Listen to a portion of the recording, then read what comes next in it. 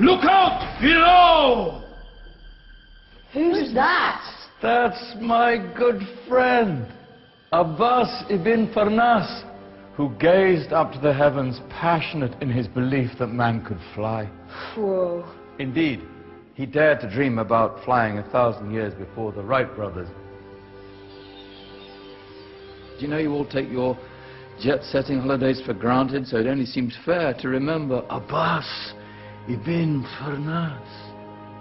Stand by. I'm ready for takeoff.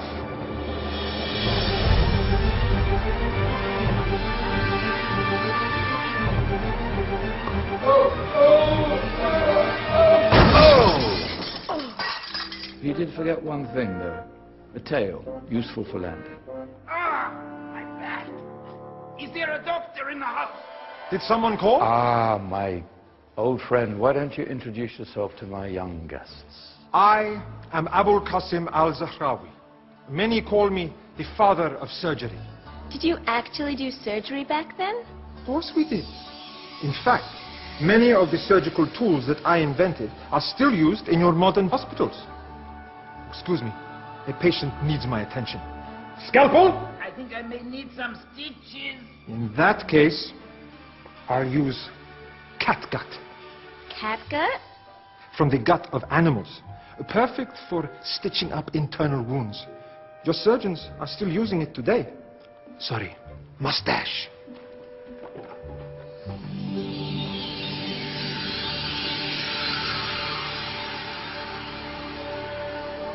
Who's she?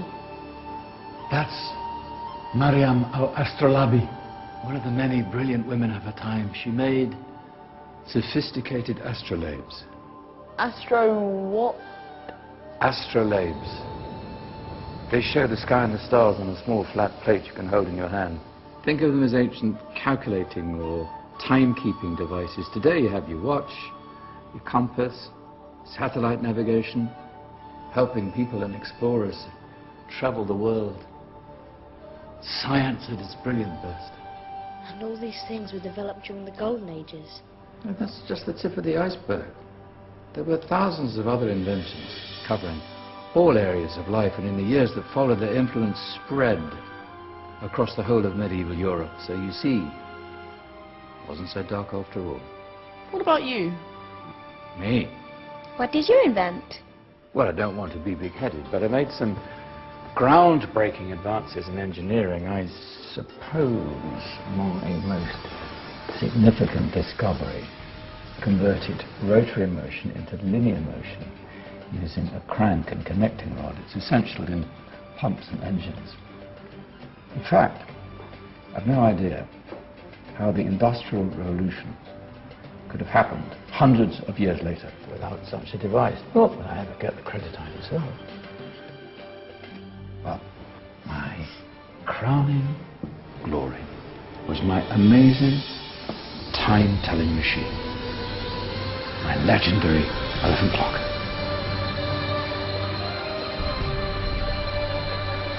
It's a clock. Yes. Dozens of components collected from different cultures around the world. Indian, Greek, Arabian, Egyptian, Chinese. Wow. A United Nations clock. That is pretty cool.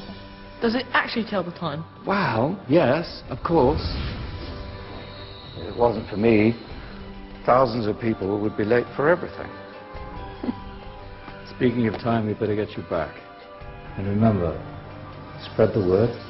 This was a golden age, and I've only shown you a tiny part of this wondrous time.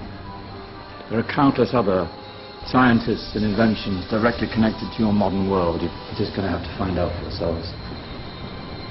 Oh, wait.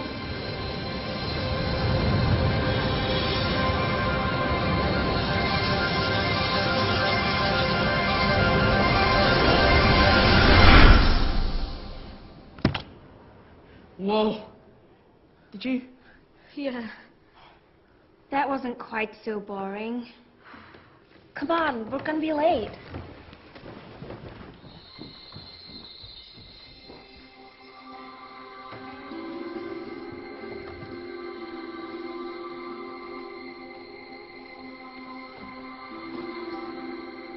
So, what have we learned? The Romans, the Greeks, the Renaissance, and the Industrial Revolution all have great relevance to us today. Where's Danny's group? Just there, miss. Ah, our intrepid Dark Ages group. You probably had a much harder time finding any connections with the modern world. Actually, miss, that's not strictly true.